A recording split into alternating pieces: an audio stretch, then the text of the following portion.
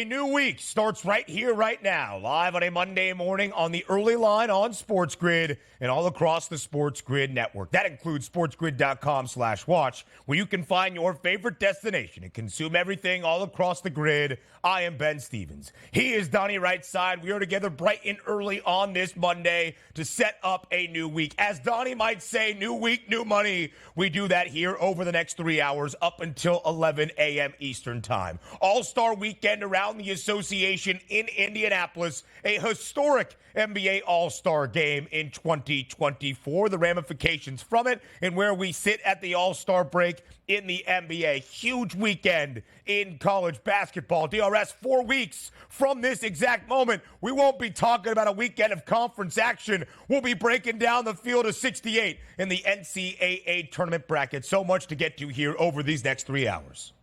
And over a few short weeks here as well, as we flip it into March, daylight savings will start to kick in. The days will get longer. The college basketball will get better. And soon enough, we will have Major League Baseball spring training games coming up, I believe, later this week as well. The tide is turning in a good direction here, Ben. We are getting closer to spring. As Puxatawny Phil said, it's going to be an early spring. And that guy, he don't miss. Last night in the NBA All-Star game, very few players missed as well, as we saw a historic offensive output in the All-Star game. The first time ever a team has scored 200 points or more. 211 for the Eastern Conference as we go back to the East versus West for the first time since 2017. In the East, picks up a huge win, 211 to 186, 211 points in an NBA All-Star game. Quickly, we welcome in that SportsGrid radio audience here. Hour number one of a new week beginning on a Monday morning. It's the early line, Sirius XM Channel 159. All of our radio terrestrial affiliates now on the fold as well. He is Donnie. I am Ben. The most points we have ever seen in an NBA All-Star game combined. The first time a team has scored 200 or more. 211, Donnie, for the Eastern Conference as they win outright as a short underdog. And a total that through the weekend worked its way down to 356 pregame. Skies well over with 397 points combined. Yeah, we'll hit these topics a little bit later, but it's interesting to see because I was trying to ride the tea leaves here, Ben, and say, what do you think is going to happen in this All-Star game? I thought the Western Conference had a better overall roster, but you can't measure I don't care as much, right? And then also you take a look at the total where around the NBA, I tried to play it into this, Ben, and said to myself, you know what? I think this game is going to go under because I like what I'm hearing out of the commissioner, out of the older veteran players, out of the guys that watched the game. Hey, look, you know what? You guys are awesome. Play a little defense and see what happens. Like, you know what? They might buy into it. They didn't buy into it. They went the exact opposite direction. Was it fun to watch? I guess. Were there a lot of points? Absolutely. But we're going to talk about if changes are going to be made to the All-Star games, which quite frankly happens in every All-Star game. You hit that breaking point, Ben. It did not seem as though Commissioner Adam Silver loved to see 211 points scored by one side. 39 of them, a team high for the Eastern Conference by Damian Lillard, who was named the All-Star Game MVP for the first time in his 8 career All-Star games. This for the first time as a member of the Eastern Conference. He hit 11 threes last night in Indianapolis. He hit the most threes on Saturday night to go back-to-back as your three-point champion in the NBA All-Star Weekend three-point contest. He goes back-to-back, as does Mac McClung in the dunk contest as well. An underwhelming dunk contest where the judges were lost, the audience was lost listening to the commentators. An interesting NBA All-Star Saturday. No, it certainly was. And usually the dunk is the culmination of the All-Star weekend, getting you ready for the All-Star game. And it is enjoyable, but the simple fact of the matter is, I know it's supposed to be a lot of fun stuff, right? And I enjoy Mac McClung coming back, and I thought he deserved to win that. We'll get into that in a little bit. But when the audience knows so much more about the dunks than these old-timers out here that I'm not even sure can see anymore at this point, just throwing up random numbers, it sort of lost its luster right away, where every time the dunk was made, the crowd would wait for the reaction from the judges and then resoundingly boo it, and they were correct every single time, Ben. Yeah, it was interesting. The highlight of the night, in my opinion, Steph Curry versus Sabrina Ionescu, who started with 26 made threes. That would have put her into the finals of the three-point contest overall. It's just Steph Curry answered with 29 to win that competition. A highlight event, and we focus on how cool the event was. Again, not the commentating around said event. To basketball that actually matters. Yesterday in college hoops, number 2 team in the country, Purdue on the road in Columbus. A tumultuous week for Ohio State men's basketball, firing Chris Holtmann, who was the head coach in Columbus for 7 seasons on Wednesday. Ohio State entered losing 9 of their last 11 games against a Purdue team that had won 9 straight. Interim head coach Jake Diebler in his debut, and the Buckeyes pull off the upset at home in Columbus, 73-69. Ohio State, Donnie, winning outright as an 8.5-point underdog.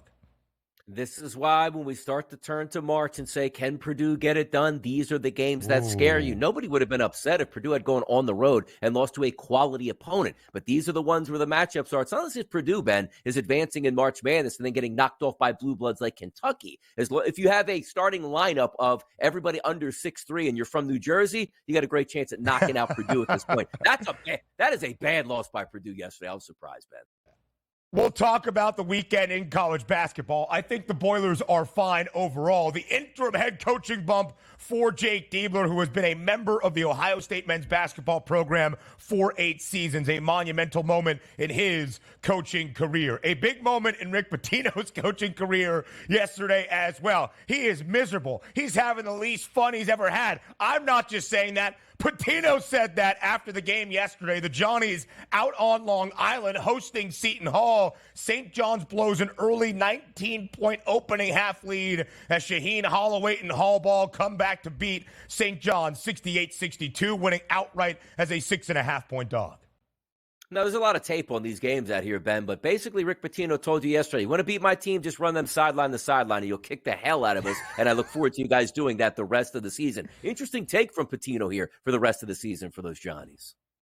We'll have a lot more conversation about that one later on in hour 2. South Florida, the best team in the American, a 12-1 record, but it wasn't easy yesterday for USF. They were up by 25 with 8.5 minutes remaining in regulation. FAU comes all the way back, but South Florida holds on, winning 90-86 outright as a 5.5-point home underdog, Donnie. Down in the Sun Dome there. By the way, 12-1 overall in conference play. You're right. That is a shocking occurrence here. Maybe the new top dogs in the American this year. South Florida has won 11 straight. They have covered in 9 of 11. News around the world of sports. Hideki Matsuyama yesterday at Riviera in the Genesis Invitational. A final round 62. He is victorious. The lowest ever round shot by the eventual champion at Riviera. And we had a huge weekend in the NHL. Donnie's a hockey sharp. The Stadium Series. Yesterday, the Rangers win an overtime thriller at MetLife, 6-5 in OT. We'll have plenty more around the Stadium Series again with the hockey sharp Donnie Rightside at the end of this opening hour. Back to All-Star Weekend in Indianapolis up next.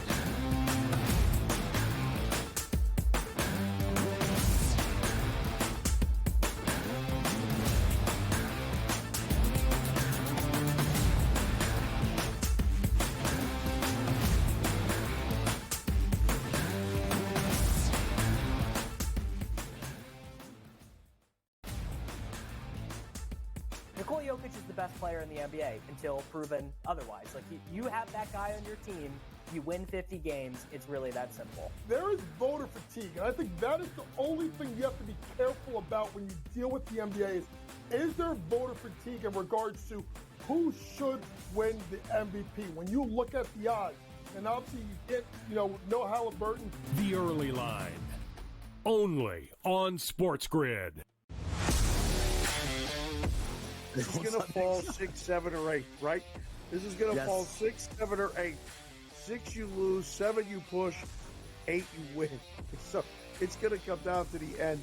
And he missed the 3, and they are not going to foul. They're not going to foul. He just drove and scored, though. Oh, they gave up a dunk with 14.1 to go. In-game live, prime time, only on SportsGrid. Your gut says Miami is going to win, and you should take the over. Your gut also said your NFT selfies would only go up in value. They didn't. But your head is on SportsGrid and knows the QB is in concussion protocol. The backup has a 45 QBR against the zone coverage. The New York D has the most sacks in the league. So yeah, trust your head. It's smarter to be on SportsGrid. It felt during the year that there was a little bit of disconnect with Wilkes and Kyle Shanahan. The total points allowed by Steve Wilkes' defense the last 3 years before this, head coach for the Cardinals, they gave up the 26th most points. Defensive coordinator for the Browns, 20th most points. And then Carolina, they gave up the 19th most points. Pharrell Coast to Coast, only on SportsGrid. Anyone that's been to a sporting event, the atmosphere before a game, I think Game Time Decisions has that same exact atmosphere. This is our arena. This is what we do. There is going to be an energy to Game Time Decisions that you will feel night in and night out. The excitement you get when you lock your bets in, when you're figuring out what you want to do, we can zone in on the biggest games each night. I want this to be the place that people come to before the games start so they feel as ready as possible to lock in their cards. We are going to hit every single one of those markets that you need to know about. We're going to go through every single thing, and I've got a great team behind me that's going to help me get the job done. There is not going to be a better place, I promise you, than Game Time Decisions to get that new information, react to it, and be able to then bet accordingly. We will have everything at our disposal, and we will use that to our advantage. I'm Kevin Walsh. Tune into Game Time Decisions from 6 to 8 p.m. Eastern on SportsGrid.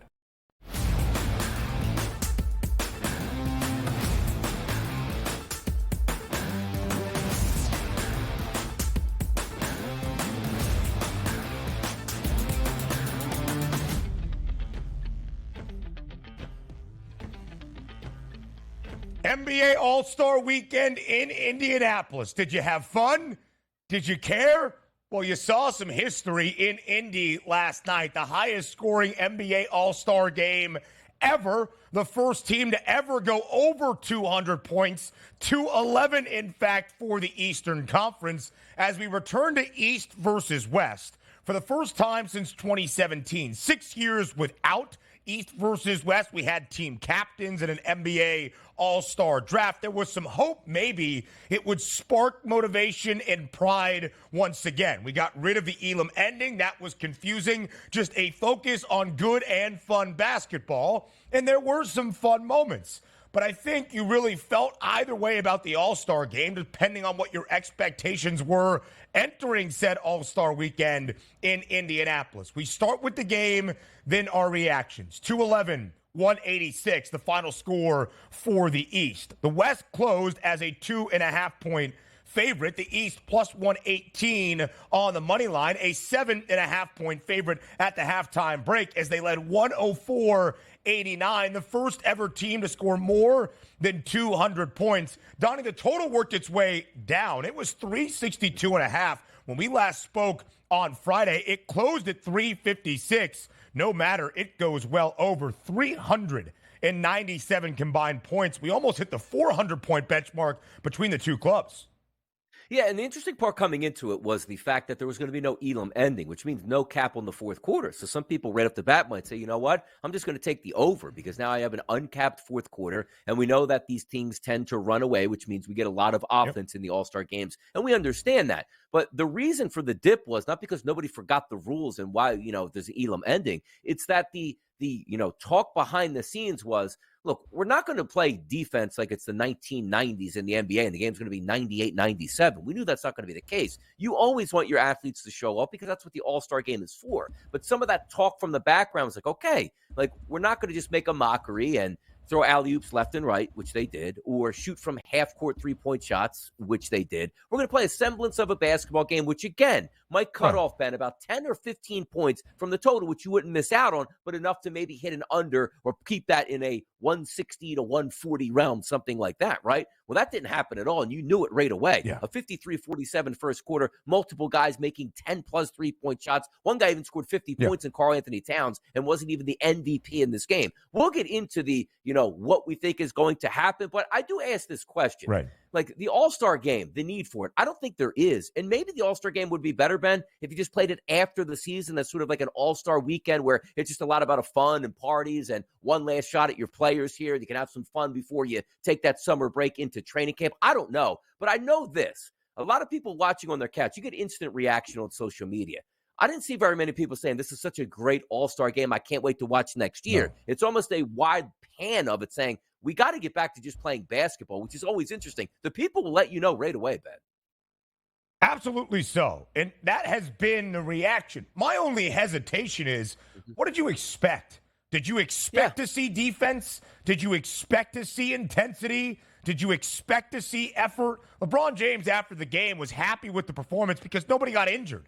And maybe that's where it is. An exhibition game in the middle of a season before teams reemerge for their final 25-plus games into the playoff push. Commissioner Adam Silver not happy after the game as he awarded the All-Star Game trophy to the Eastern Conference and said, well, East, you won and you scored 211 points. I get it. The players don't care, and maybe we shouldn't really care about the level of effort in the game as well. But what did you hope for?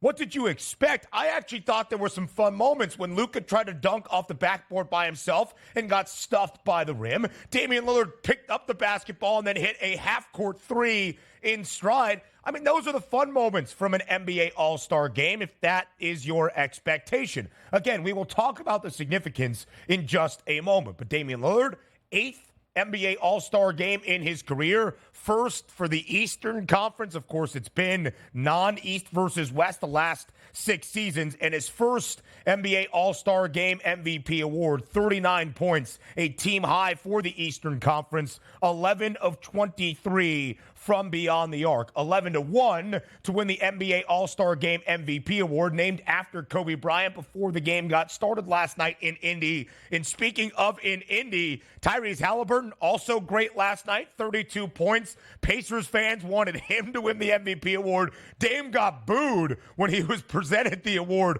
on stage by Ernie Johnson.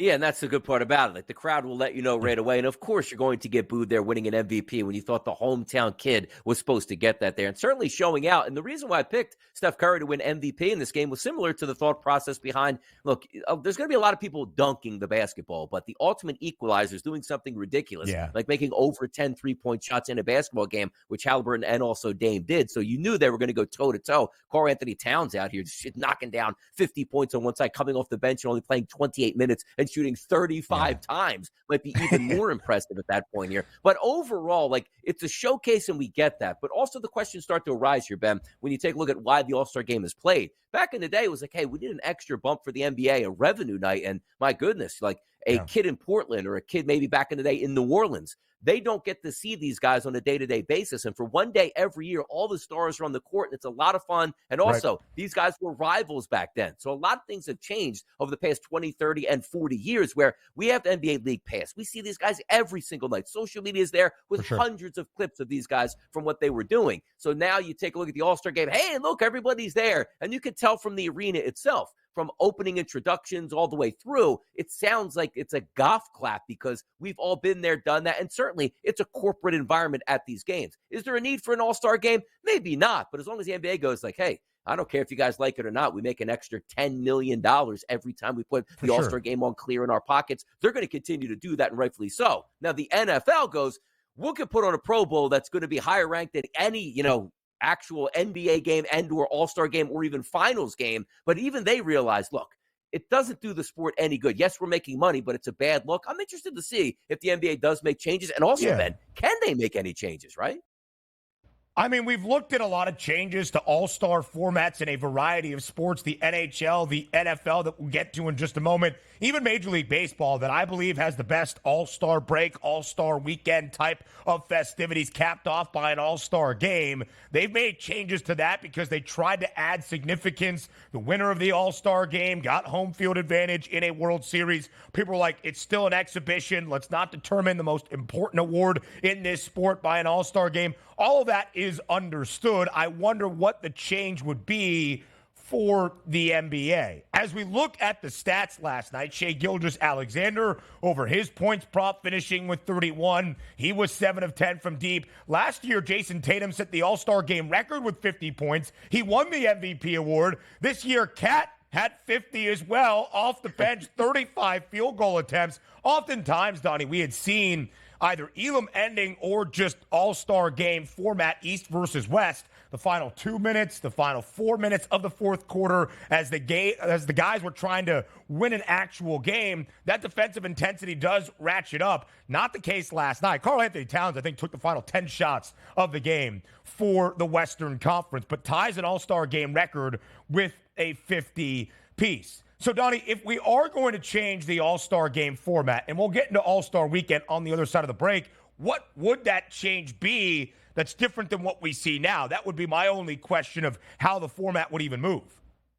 Yeah, and that's the big question of all, because money doesn't motivate anymore. It used to be a long time, and equated to any All-Star game in any sport. Like the Pro Bowl in the NFL, where you got to go to Hawaii, it was like, man, I need that $100,000 check, man. That's a big deal for me. I'm going to take this serious because I believe you got like an extra $50,000 if you won it, and they took it really seriously. You're going to tell a guy that has a contract for $300 million and another shoe contract for $100 million, hey, we'll give you an extra $1 million if you win. No, he's going to party all weekend long, relax, and play the game he wants to. That's just a fact of life now in the NBA, Ben. And some people were not happy with the snowy and wintry conditions in Indianapolis, this nation's best sports hosting city around the country. More from NBA All-Star Weekend. What happened on Saturday? Next.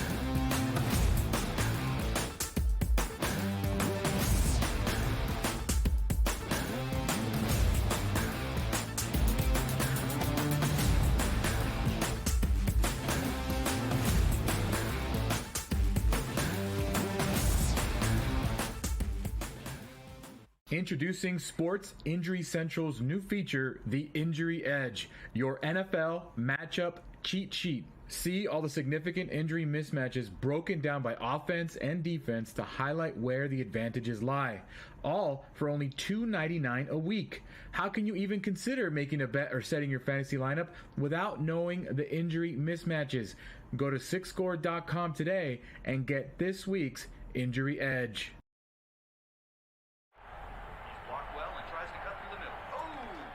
Your gut says Miami is going to win, and you should take the over. Your gut also said your NFT selfies would only go up in value. They didn't. But your head is on SportsGrid and knows the QB is in concussion protocol. The backup has a 45 QBR against the zone coverage.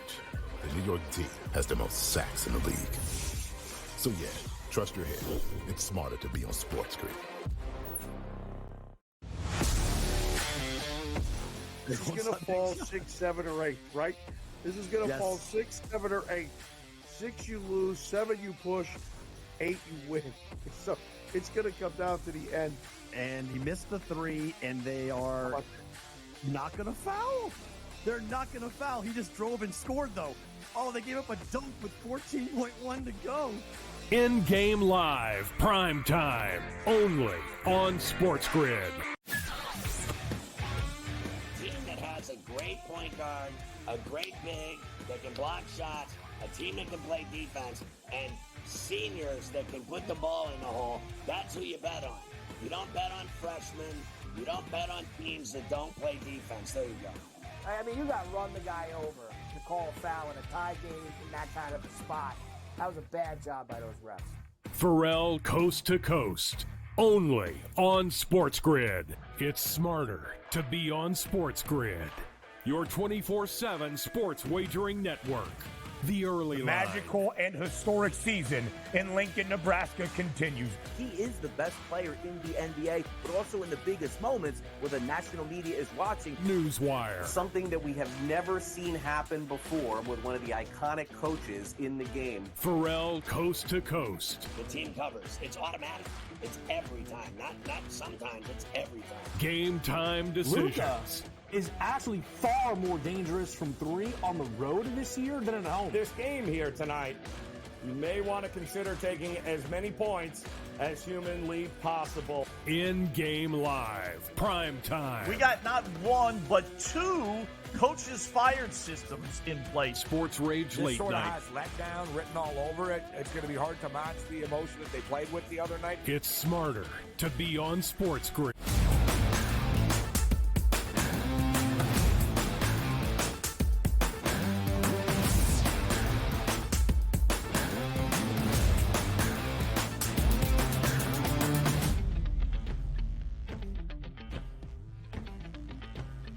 NBA All-Star Weekend in Indianapolis. We just talked about the All-Star Game. We'll talk about the weekend overall and what might be coming in the future if any changes are on the horizon to the game itself, to All-Star Saturday night. But before we get to Saturday, let's go to Friday. Donnie Rightside and I, a couple of Rising Game Challenge sharps. As we correctly predicted the final matchup, Donnie went with Team Detlef Schrempf to pull off the upset over Team Tamika or whoever it was that had Victor Wembanyama and everybody in there. It was Detlef versus Jalen Rose, the team that I expected to win, and Jalen Rose's team did. Plus 310 was that number. But, Donnie, you and I seeing the board clearly to enter All-Star Weekend. Yeah, it was nice. You want to take some long shots out there. You want to root for some home teams here, which the Pacers did themselves very well here. And it was surprising that Team Detlef did pick up a victory here. So I was feeling that good mojo. But look, sometimes talent does win out in the end, but loved it. Then Detlef, maybe they can even raise a banner up there like, hey, second place would be fantastic up there in Gainbridge Fieldhouse. With a bunch of G League guys that Donnie didn't even know. Team Detlef Schrempf taking in the home cooking of Indianapolis under the Pacers legend. And then Donnie correctly predicted the skills challenge winner because of the home floor advantage for Team Pacers. I had Team All-Stars, a crushing half-court shootout where I had no idea what Scotty Barnes was doing. I thought the highlight of Saturday night was Stephen Curry versus Sabrina Ionescu. It was that head-to-head three-point contest and shootout where Sabrina came out shooting from the NBA three-point line and hit 26. That number would have put her into the finals of the overall three-point contest. It's just that one of the best shooters in the sport went up against the best shooter this sport has ever seen in Stephen Curry, who hit 29 when he was up in his round to take the contest. It felt really quick, though, Donnie. It felt rather short. I thought maybe a best of three. It was just one and done. Steph had 29, Sabrina 26. I thought it was a really cool event that could be expanded in years to come.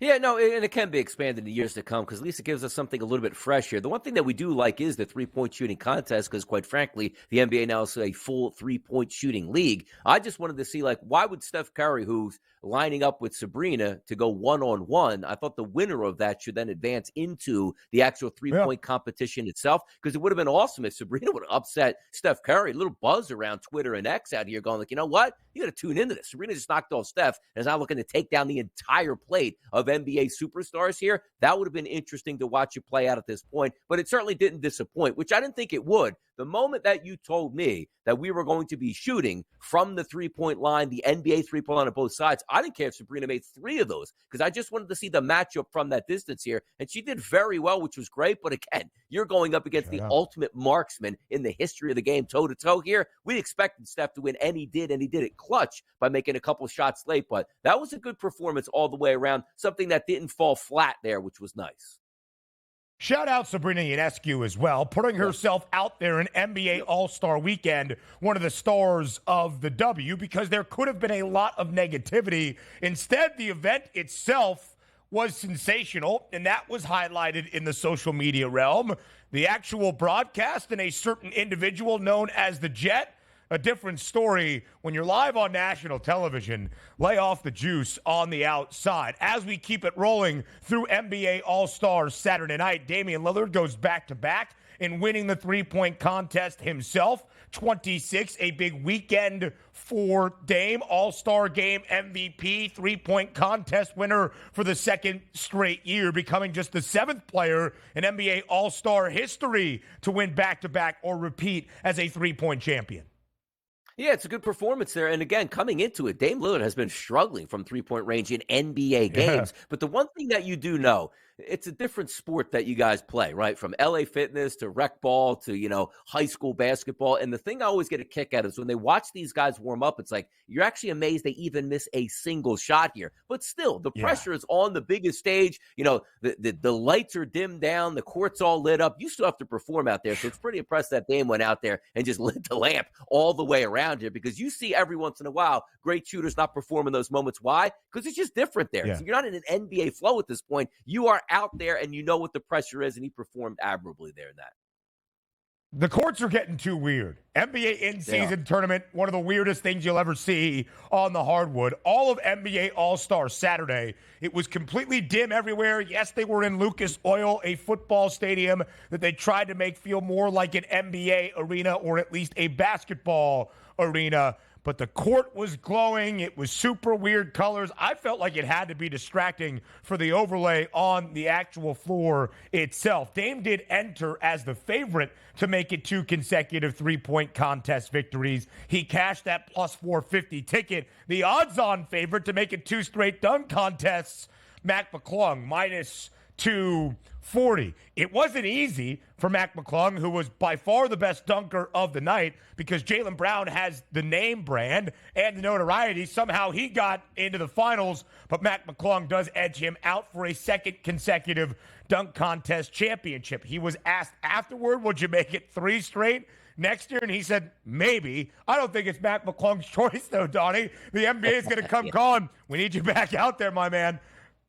Yeah, exactly. So he gets sent back down to the G League, and I'm pretty sure he gets a FedEx letter that goes, you will continue to stay in the G League, you will continue to be paid, and we look forward to your participation next year in the NBA dunk competition. Yeah. Should you renege on this and not want to actually go to the NBA All-Star Game, you will be released next Monday morning. Have a good week, Max. So basically, that's the letter that he's getting at this point now. But quite frankly, I love him in it. He's fun to watch dunk. He's certainly creative here. We've talked about it for years and years and years. The superstars need to get into this dunk contest. The thing I love about it is all the NBA superstars talk about we need superstars to get in it, and then they just send Jaylen Brown, who, again, I'm not saying Jaylen Brown can't be explosive and be great in the dunk contest, but when you're talking about the great dunkers in the NBA, Jaylen Brown doesn't come up for me at all. So even when we were talking about on Friday, hey, who do you got in the dunk competition? I actually had to go to Google and type in Jaylen Brown. Like, that's not the same Jaylen Brown. He must spell it a little bit differently. It's supposed to be Jaylen Brown. I never heard it was in the dunk competition. And certainly he was uninspiring in the dunk competition, to say the least.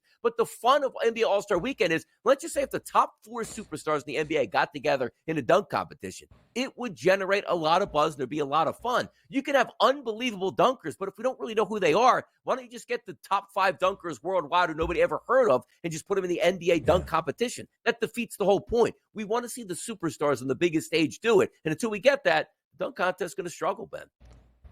Jaime Jaquez was sensational in the opening round. Jacob Toppin did a crazy dunk in front of his brother Obi, who had won. I mean, the second dunk Jacob Toppin had to get like a 48. Jaylen Brown, it was crazy. It was crazy. Jaylen Brown put on a glove because we've made fun of his inability to dribble with his left hand, and the judges were like, oh, sensational, sensational. Those judges stink. The atmosphere stunk. They need to change the dunk contest. Mac McClung was great. No shot at Mac McClung, who also had dunk after dunk with some creativity we had never seen before. I think we're all spoiled by Aaron Gordon versus Zach LaVine back in 2016 in Toronto. We'll never forget that. It always sticks in the craw. We want that to be the case. We want the dunk contests of the 80s and the 90s and Dominique and all of that and MJ from the free throw line. Those days are gone. So when we speak about the NBA All-Star Game, the format of the weekend, what changes can be made? Star power for sure in the dunk contest. I think that's the number one thing. We've always said that, though, for the past decade. I'm not sure we're going to get it ever. I don't really know why. There is the risk of injury, but it doesn't seem like the most taxing thing for the guys that are actually out there. Maybe I'm incorrect. I've never been able to even touch rim. For the actual game format itself, if you're going to break it down even further from the exhibition that it is, does it start to resemble the Pro Bowl games where it's not even football? It's not even two-touch football, really. It's the flag football event. But this isn't really an opportunity to do that in basketball. Would it be 3-on-3? Would it be a tournament of the sort? Would it just be a skills challenge all throughout the weekend with some other fun and quirky events? Outside of making the guys play defense, I don't really know what else can be done to change the format.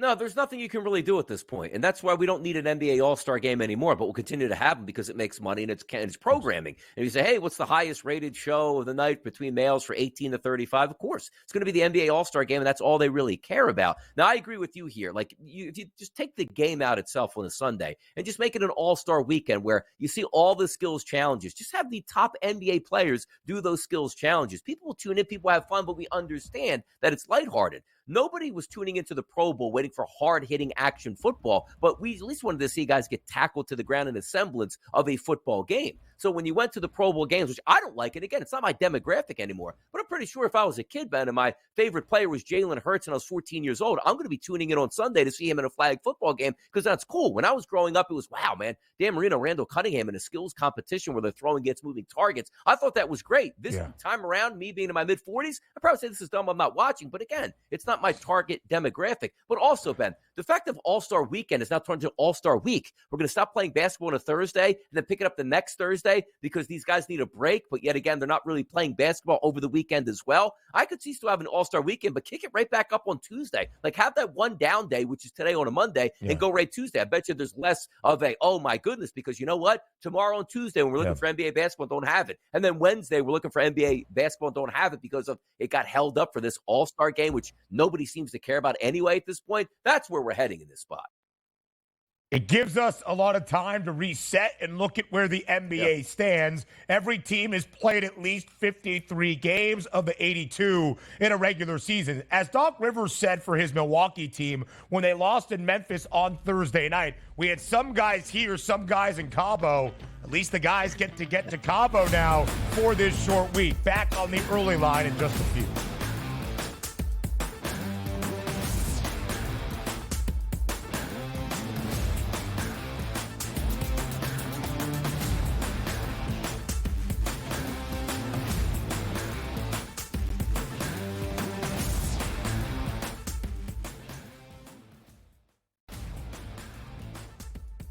Jokic is the best player in the NBA until proven otherwise. Like, you have that guy on your team, you win 50 games, it's really that simple. There is voter fatigue, and I think that is the only thing you have to be careful about when you deal with the NBA is there voter fatigue in regards to who should win the MVP? When you look at the odds, and obviously you get, no Halliburton. The Early Line, only on SportsGrid. This is going to fall 6, 7, or 8, right? This is going to fall 6, 7, or 8. 6 you lose, 7 you push, 8 you win. So it's going to come down to the end. And he missed the 3, and they are not going to foul. They're not going to foul. He just drove and scored, though. Oh, they gave up a dunk with 14.1 to go. In-game live, prime time, only on SportsGrid. Your gut says Miami is going to win, and you should take the over. Your gut also said your NFT selfies would only go up in value. They didn't. But your head is on SportsGrid and knows the QB is in concussion protocol. The backup has a 45 QBR against the zone coverage. The New York D has the most sacks in the league. So yeah, trust your head. It's smarter to be on SportsGrid. It felt during the year that there was a little bit of disconnect with Wilks and Kyle Shanahan. The total points allowed by Steve Wilks' defense the last 3 years before this, head coach for the Cardinals, they gave up the 26th most points, defensive coordinator for the Browns, 20th most points, and then Carolina, they gave up the 19th most points. Pharrell Coast to Coast, only on SportsGrid. Anyone that's been to a sporting event, the atmosphere before a game, I think Game Time Decisions has that same exact atmosphere. This is our arena. This is what we do. There is going to be an energy to Game Time Decisions that you will feel night in and night out. The excitement you get when you lock your bets in, when you're figuring out what you want to do, we can zone in on the biggest games each night. I want this to be the place that people come to before the games start so they feel as ready as possible to lock in their cards. We are going to hit every single one of those markets that you need to know about. We're going to go through every single thing, and I've got a great team behind me that's going to help me get the job done. There is not going to be a better place, I promise you, than Game Time Decisions to get that new information, react to it, and be able to then bet accordingly. We will have everything at our disposal, and we will use that to our advantage. I'm Kevin Walsh. Tune into Game Time Decisions from 6 to 8 p.m. Eastern on SportsGrid.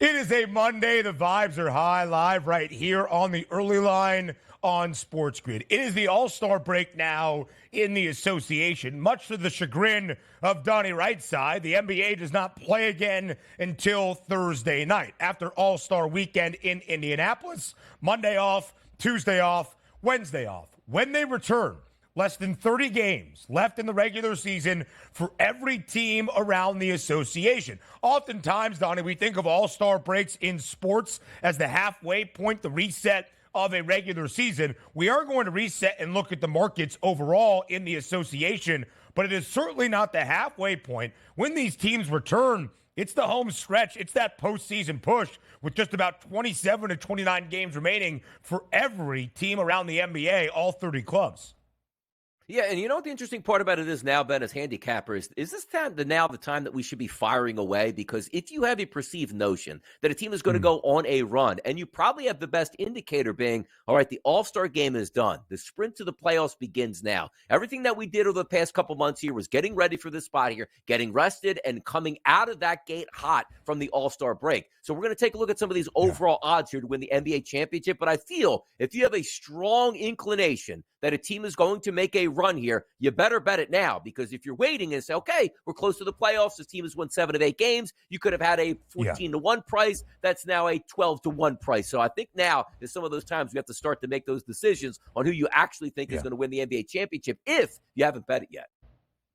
Absolutely so. I think this is the time to reset. You can look at make playoff prices as well around the association, conference championship odds, and of course, where we begin, the odds to win the Larry O'Brien Trophy this year, that NBA title. The Boston Celtics are by far the best team in the NBA here at the All-Star break. 55 games for the C's, a 43-12 record. The only team to reach the 40-win benchmark so far this season, and they have 43 victories, plus 260 the price for Boston. Not all that far behind, but still nearly a $2 gap. The reigning NBA champs, the Denver Nuggets, at plus 440. The Clippers have made their move up the board and in the Western Conference standings, plus 550 for LA. A tumultuous time for Milwaukee, 3-7 in the 10 games under Doc Rivers, 6-1 for the Bucks. But Donnie, you even see it there. The Big Four slightly different than the Big Four entering the NBA season. That was the Suns swapped out now for the Clippers, but Phoenix at a 14-1 price, $8 behind Milwaukee. There is still that Big Four, the 4 teams around the NBA, a 6-1 price or better. Yeah, exactly. You take a look at that Western Conference here and the top shelf teams, right? The Timberwolves and the Thunder record-wise here within a game and a half of each other. But then you have another 2 teams in the Clippers and the Nuggets within 3 total games of first place Minnesota altogether. So we're looking at an unbelievable finish in the West. The thing that'll get interesting here in the East is, when are we buying in on, right? Are you going to buy in the Boston Celtics right now? We know we're the best team in the East. Is there any value whatsoever? Or are you waiting for maybe the Celtics to slip up a little bit here post All-Star break to get a slightly better number? But the question is going to come back to be. The Celtics probably won't do that, and they'll be the consistent favorites all the way through. But you're taking a look at the Cavaliers now jumping over the Bucks. And as I said, making that decision now coming out of the All-Star break, if you think the Milwaukee Bucks are going to get it together, you got a great price right now. You really do. If you say, you know what, they're going to be a quality team, they'll end up with the 2 seed, and yes, they're going to have to battle the Celtics to get to the NBA Finals, but I think they can win in a 7-game series. Or are you under the objective, you know what? I'm looking for the teams behind the Milwaukee Bucks because they showed me what they are. And I don't think just because you come out of the All-Star break, Doc's going to drop some unbelievable plays and away you go. Because we have to remember, variance happens in the NBA, and sometimes it's just through injuries here. Damian Lillard is a veteran guy. If he breaks down, oh well. Giannis Antetokounmpo, who's very durable, if he breaks down, that could hurt as well. Now, you don't want to factor that technically into your handicapping on a day-to-day basis, but the one team you're looking at, which you could be extremely, Ben, boom or bust feels like, of anybody, it's the Milwaukee Bucks. They could easily catch fire out of the break, or it could be more of the same. Next 10 games, 3-7. What happened to the Bucks? Is Doc the right guy? Yeah, the Bucks right now, despite the bad vibes around the organization in a tumultuous season to this point, still the 3rd best record in the Eastern Conference, 14 games above 500, 35-21, but a $2 gap between Milwaukee and Boston for the best price to win the Eastern Conference crown. The Celtics plus 120, Boston getting closer and closer by the day, by the week in the Eastern Conference to being an even money, maybe even odds on minus money favorite to win the East. There's a 6-game cushion right now for Boston over the Cleveland Cavaliers, who have the second best record in the Eastern Conference. 6-game cushion with about 27, 28 games remaining in this NBA regular season. That is a lot of ground for anybody to make up out east. We'll look at the odds to be the number 1 seed in the Western Conference in just a moment, because those are available. No such odds in the Eastern Conference because Boston already has such a large advantage. But that's the story in the East. We'll get to the story in the West here in just a second. The Eastern Conference, Donnie, with Milwaukee on a slide, the Sixers in limbo without Joel Embiid. It's been the two teams on the rise who had wonderful months of January into this calendar year of 2024. The Cavs, who now have the second best record in the Eastern Conference, and the New York Knicks, struggling into the All-Star break, but a huge month of January. Those two prices plus 750 right now for the Cavs to win the East. The Knicks, third best price to win the Eastern Conference at plus 650, only behind the Celtics and the Bucks. Yeah, no, they're good prices that you're going to have value on them right now because, again, we used to be known, or what we thought coming into the season, I should say, is it's going to be just 1-2 battle here all the way through in the Eastern Conference. That's the Boston Celtics and the Bucks. But now you're starting to see the Bucks as, maybe more question marks than actually answers right now, and who can come through and sort of be that tag team opponent to say, you know what, we'll knock them out before we even get to the Boston Celtics and have a chance to play for maybe the Eastern Conference Finals. The interesting thing about New York is, didn't we love the grit, grime, and street cred that they were getting here with multiple starters down in their lineup and still continue to win? Sort of caught up with them here. But we want to see post-All-Star break, Julius Randle coming back to the equation, OG Anunoby being healthy, and see what the Knicks actually are capable of doing. Liked what I saw, but rightfully so, they were going to run out of gas. The Cleveland Cavaliers coming into the season, we expected as maybe it's that team to finally take that next step. Now, not necessarily winning the Eastern Conference, but taking them seriously, Ben, coming into the playoffs. Not going like, hey, look, they're talented enough to win a round, but round number 2, they'll eventually get bounced out. Maybe they can win a round or 2 here coming into the playoffs. But that one team that we take a look at now, which, again, should be off the radar and rightfully so,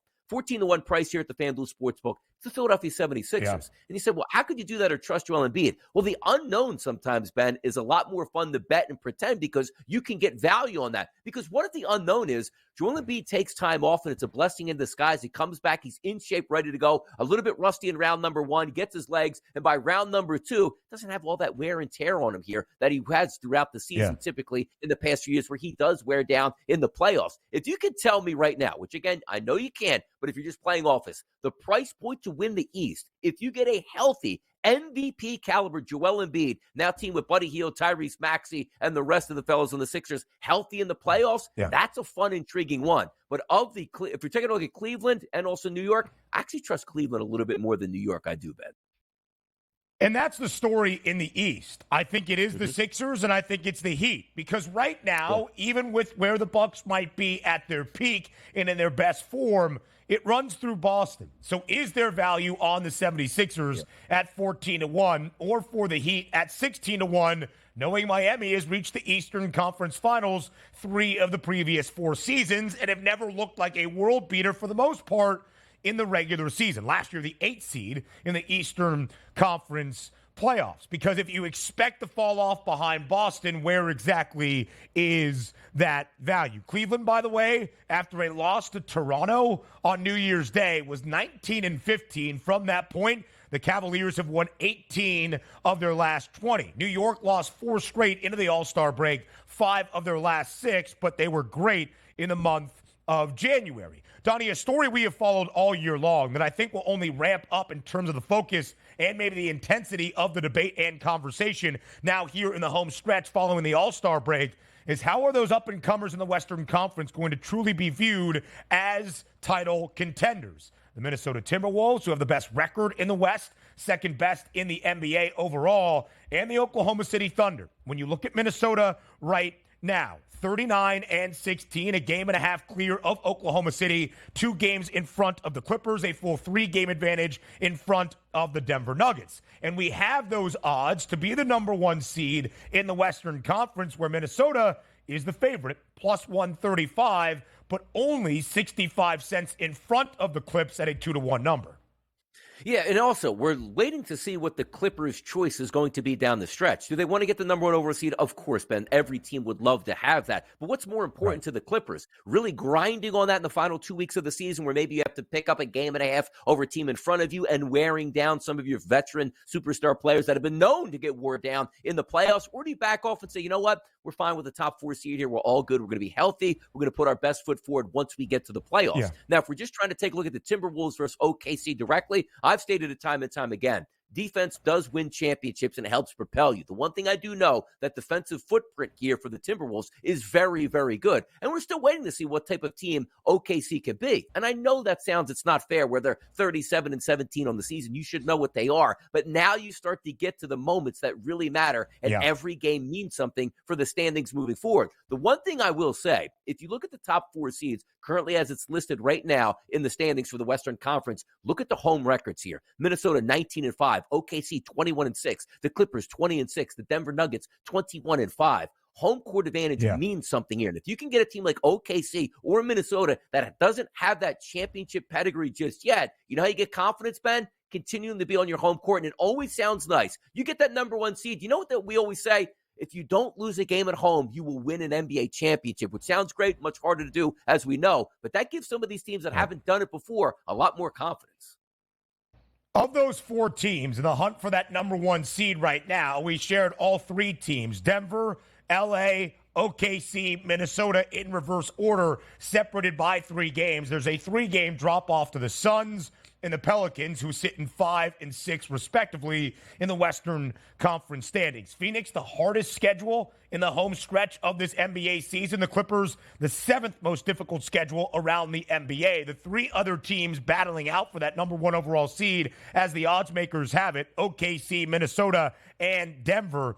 3 of the easiest 11 schedules left in the NBA. Oklahoma City, 3rd easiest in the Western Conference. Only the Grizzlies and the Warriors have easier schedules. I think we'll focus on Golden State and LA, that being the Lakers, a little bit later on in this week, as we have the time to reset. And their prices not to win the Western Conference, but to even see the Western Conference playoffs. Quick look at the odds boards in terms of the NBA awards. Of course, a big move in the MVP market with Joel Embiid now missing over 20 games this season, disqualified from that 65-game minimum. Nikola Jokic, an odds-on favorite at -140. Victor Wembanyama, a hefty odds-on favorite now at -600 to win the NBA Rookie of the Year. And you see a lot of minus money, except for Mark Daigneault, who is the head coach of the Oklahoma City Thunder, to win the NBA's Coach of the Year. Yeah, it'll be interesting how many votes are going to come over the top here and change our opinions over the next couple weeks on these awards. Sometimes they look like they're sewed up already, and then you get that late 2-week stretch here. Is it just Jokic is the win here, the MVP? We'll find out, but I'm sort of rooting for SGA here on the side here, Ben. Yeah. Shai Gilgeous-Alexander, a big performance last night in the NBA All-Star game. It will factor into those conference standings around the West as well. The hockey sharp Donnie Rightside gives you his takeaways from the Stadium Series next.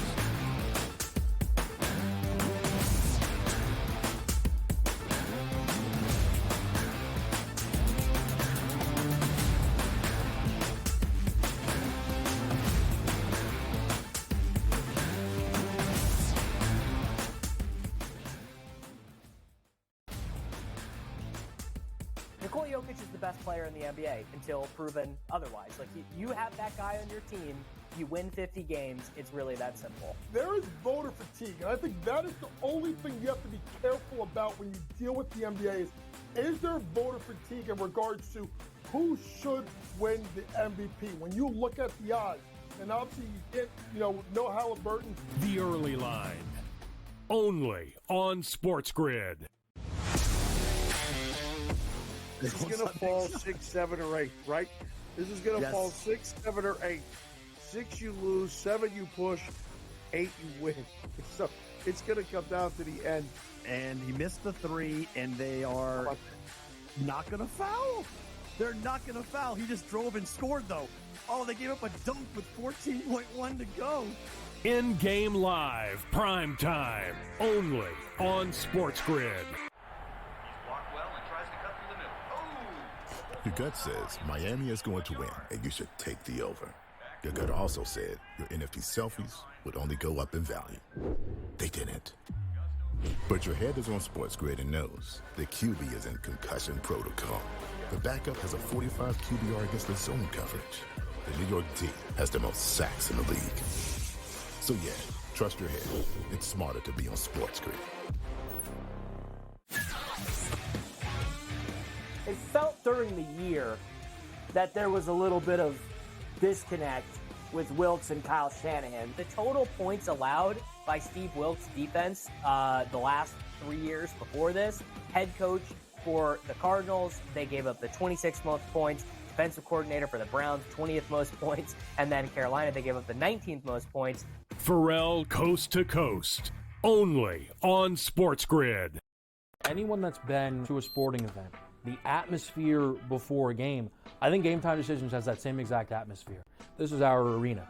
This is what we do. There is going to be an energy to Game Time Decisions that you will feel night in and night out. The excitement you get when you lock your bets in, when you're figuring out what you want to do, we can zone in on the biggest games each night. I want this to be the place that people come to before the games start so they feel as ready as possible to lock in their cards. We are going to hit every single one of those markets that you need to know about. We're going to go through every single thing, and I've got a great team behind me that's going to help me get the job done. There is not going to be a better place, I promise you, than Game Time Decisions to get that new information, react to it, and be able to then bet accordingly. We will have everything at our disposal, and we will use that to our advantage.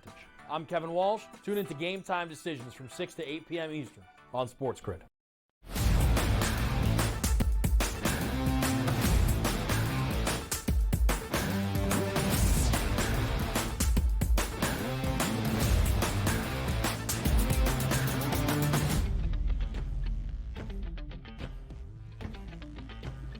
Rounding out this opening hour of a Monday Live right here on the early line. If you were following on X or Twitter as we call it, throughout the social media forums this weekend, Stadium Series in the National Hockey League playing in outdoor stadiums with fun jerseys and fun warm-ups walking into those venues. And you were probably following along with the hockey sharp himself, Donnie Rightside, getting in some action for the Stadium Series. And if I'm not mistaken, DRS, a perfect 2-for-2 clip.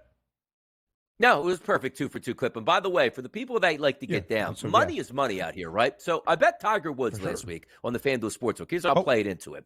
And it's like, Donnie, you don't even really like Tiger Woods. I go, yeah, but I love money here. So of course he has his 3 birdies, and we picked that up for the W. Some people might have questioned my Flyers fandom on Saturday by going like, wait a second, Donnie, you took an odds boost of the FanDuel Sportsbook here that was only 2 New Jersey Devils. So that's all that was available to me in New Jersey. And Hershier scores within 30 seconds of the opening faceoff to cash in that ticket. And yes, I did cheer that on. So, yes, a hockey maven myself, but money is always more important than the laundry that you cheer for out here. Remember that. Your bank account fills up, even though those tears may spill, crying that you lost that game because your favorite team was there. Come on, man. Yeah. Make the money instead, Ben. Make the money. That was the first matchup on Saturday. Donnie Rightside was crying after his Flyers got defeated by the New Jersey Devils 6-3, but he cashed a ticket and then cashed a ticket, I believe, yesterday in the all-New York affair between the Rangers and the Islanders. The Rangers were down 4-1 in the second. They trailed 5-3 with 4 minutes left in regulation. They come all the way back to force an extra session,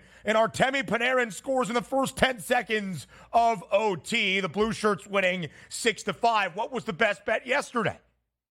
Yeah, the best bet was just to load up again on guys to score goals and get points. Why? Because you saw 9 goals in the outdoor game the day before. You got 11 on Sunday. So maybe 11. The thing to come here, you take a look at those Stadium Series. I'm unbeaten in the Stadium Series. When did it start? Last year? Is it the first year it started? But I'm unbeaten. No, I think it's been going on for quite some time. Unbeaten against the Stadium Series and some other things in his life. Hour 2 starts in less than a minute.